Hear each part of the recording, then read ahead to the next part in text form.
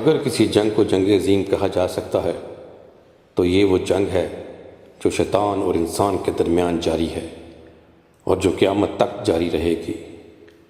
شیطان بڑی ہوشیاری سے انسان کو گمراہ کرتا ہے اور دوسری طرف رحمان ہے جس نے انسان کی ہدایت کے لیے شاندار اہتمام کر رکھا ہے۔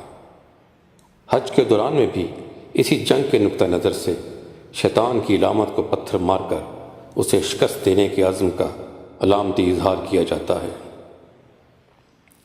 انسانی زندگی کے آغاز ہی میں شیطان نے اللہ تعالیٰ کو چیلنج کرتے ہوئے کہا تھا، میں بھی تیرے سیدھے رستے پر ان کو گمراہ کرنے کے لیے بیٹھوں گا، پھر ان کے آگے سے اور پیچھے سے اور دائیں سے اور بائیں سے غرض ہر طرف سے آؤں گا اور ان کو گھیروں گا، اور تو ان میں سے اکثر کو شکر گزار نہیں پائے گا۔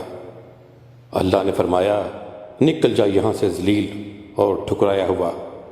جو لوگ ان میں سے تیری پیروی کریں گے میں ان کو اور تم کو جہنم میں ڈال کر تم سب سے جہنم کو بھر دوں گا۔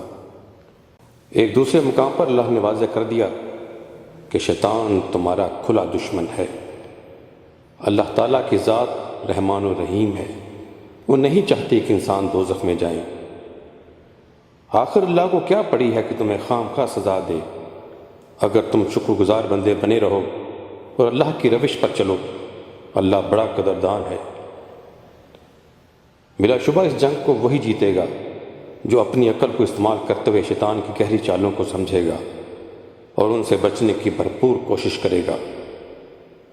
اس چینل میں یہ بتایا جائے گا کہ شیطان کن حربوں کو استعمال کر کے انسان کو گمراہ کرتا ہے اور اللہ تعالیٰ نے ان سے بچنے کے لیے کون سے راستے دکھائے ہیں۔